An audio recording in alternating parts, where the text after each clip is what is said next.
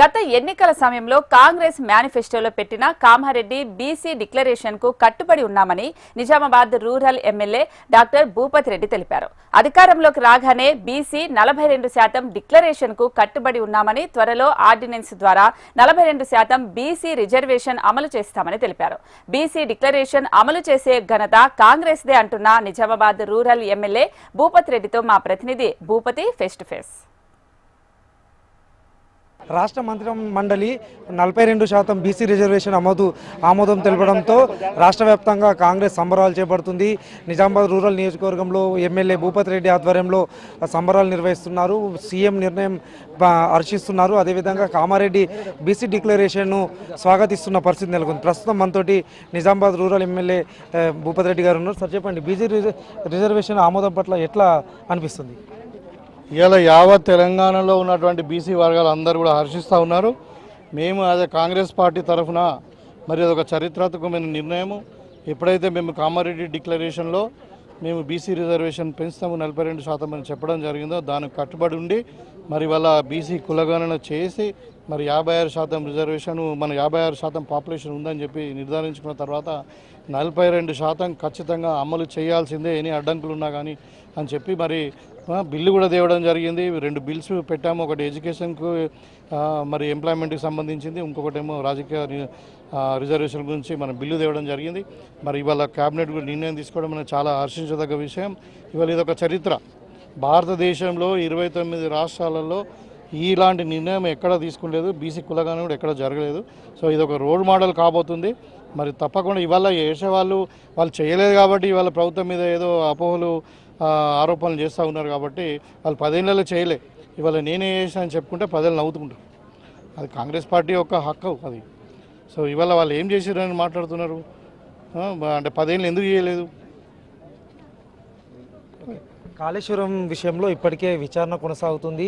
ఈ విచారణలో చాలా నివేదిక కూడా వచ్చింది. ఇది ఎట్లా ఉండబోతుంది? కాళేశ్వరం అన్నది అది ఒక అట్టర్ ఫ్లాప్ ప్రాజెక్ట్. అది ఇవాళ కాంగ్రెస్ పార్టీ నిర్మించినటువంటి ప్రాజెక్టులు మీరు శ్రీశైలం చూడండి, నాగార్జున సార్ చూడండి, మన పోచంపాడు చూడండి. ఒక 100 ఏళ్ళ ప్రాజెక్టు ఇలా 3 ఏళ్ళనే కూలిపోయిందంటేనే మరి దాంట్లో కట్టినటువంటి ఇంజనీర్లు ఎవరైతే ఉన్నారో వాళ్ళ దగ్గరనే 100ల కోట్ల అవినీతి డబ్బు దొరికిందంటేనే దాంట్లో ఏ విధంగా అవినీతి జరిగిందో తెలుస్తుంది. ఇవాళ డ్యామ్ సేఫ్టీ అథారిటీ అన్నది అది సెంట్రల్ వాటర్ కమిషన్ వాళ్ళ దగ్గర అపాయింట్ చేసినటువంటి వాళ్ళు వచ్చే చెప్పారు ఇది లొకేషన్ తప్పు ఉంది, మేడిగడ్డలు కట్టడం తప్పు, ఫస్ట్ దాని డిజైన్ తప్పు ఉంది, డిజైన్తో పాటు దాంతో మెయింటెనెన్స్ లేదు, అన్ని రంగాలలో అన్ని యాంగిళ్లలో మరి నాణ్యత లోపం జరిగింది, క్వాలిటీ లేదు, అందుకే ఇవాళ ఫెయిల్ అయింది, దాంట్లో నీళ్లు నింపకండి, మరి ప్రాబ్లం అయితే డ్యామ్ కొట్టుకుపోయే అవకాశం ఉంటుందని చెప్పి చెప్పడం జరిగింది. ఇవాళ ఈ విధంగా వాళ్ళు విజిలెన్స్ కమిటీలో దొరికిండ్రు, కమిషన్లో దొరికిండ్రు, డ్యామ్ సేఫ్టీ అథారిటీ వాళ్ళు చెప్పారు, అడ్డంగా దొరికిపోయి ఇలా మామ అల్లుళ్ళు వాళ్ళే మరి ఇరిగేషన్ మంత్రిగా ఉండే. ఇవాళ అది నిరుపయోగమైంది ఆ ప్రాజెక్ట్. అది ఇవాళ దాన్ని తప్పించుకోవడానికి లేనిపోయిన ఆరోపణలు చేస్తూ ఉన్నారు. మరి ఇదే కేసీఆర్ కదా కృష్ణా వాటర్ దగ్గర రోజా గారి ఇంటికి పోయి జగన్మోహన్ రెడ్డిని ఇంటికి పిలుచుకొని చేపల పులుసు తిని రత్నాల సీమ చేస్తా అని చెప్పి మాట్లాడేది ఈయన కదా. రాయలసీమ లిఫ్ట్ ఇరిగేషన్కి పర్మిషన్స్ ఎవరు ఇచ్చారు, ఎవరు అలవ్ చేశారు?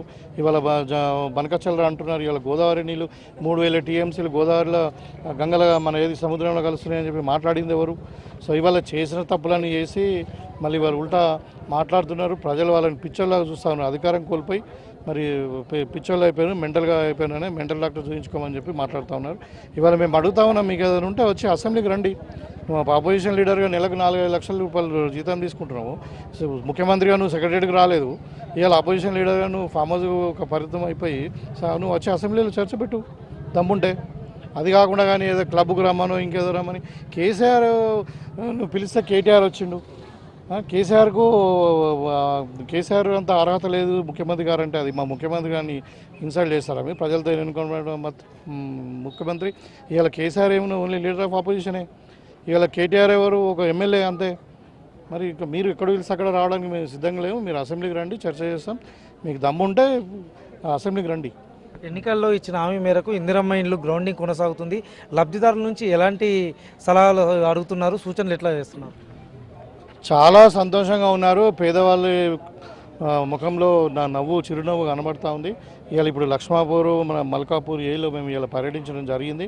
ఇక్కడ దగ్గర దగ్గర 40 ఇండ్లు కట్టుకుంటా ఉన్నారు. వివిధ దశల్లో ఉన్నాయి. కొంతమందికి ఒకసారి పేమెంట్ వచ్చింది, కొంతమందికి 2 సార్లు వచ్చింది, కొంతమంది 3 సార్లు కూడా పేమెంట్ వచ్చింది.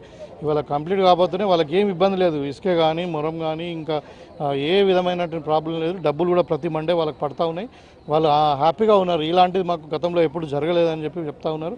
ఇది నిజంగా కూడా మేము కాంగ్రెస్ పార్టీ కూడా సీరియస్గా అంటే కాంగ్రెస్ శ్రేణులు కూడా సీరియస్ తీసుకొని దగ్గరుండి చూసుకుంటా ఉన్నారు.